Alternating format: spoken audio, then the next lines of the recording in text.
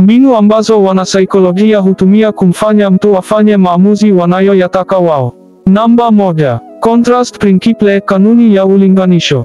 Hii ni mbinu ya kushawishi ambapo vitu viwili vinawekwa pamoja ili kufanya kimoja kionekane bora zaidi au kibaya zaidi kuliko kilivyo hasa. Kanuni hii hutegemea mlinganisho wa hali au thamani.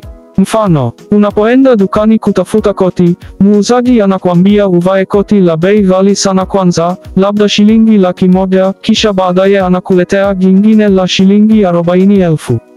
Lile la pili linaweza kuonekana kuwa bei nafuu sana hata kama bado ni ghali, kwa sababu akili yako imefanikisha ulinganisho na lile la kwanza lililokuwa ghali zaidi. Namba 2. Coercive, mbinu ya kulazimisha. Hii ni mbinu ya kushawishi au kulazimisha mtu afanye jambo kwa kutumia vitisho, shinikizo au adhabu. Mara nyingi hujenga hofu au hali ya kutishika. Mfano, mwajiri anamwambia mfanyakazi wake, ukiendelea kuchelewa kazini, nitahakikisha hupati cheo hicho unachotaka. Hapa, mfanyakazi analazimishwa kufuata maagizo kwa sababu ya hofu ya kupoteza nafasi ya kupandishwa cheo. Namba 3. Gaslighting, mbinu ya kuchanganya akili.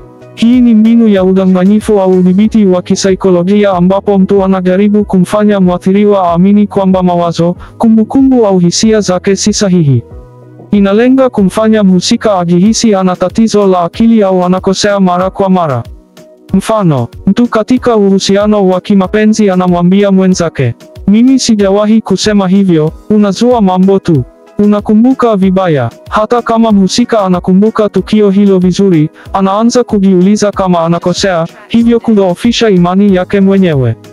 Kwa kifupi, contrast principle hutegemea kulinganisha ili kuathiri maoni. Coercive hutumia shinikizo au vitisho na gaslighting hutumia ujanja wa kisaikolojia ili kumfanya mtu aamini kuwa anakosea.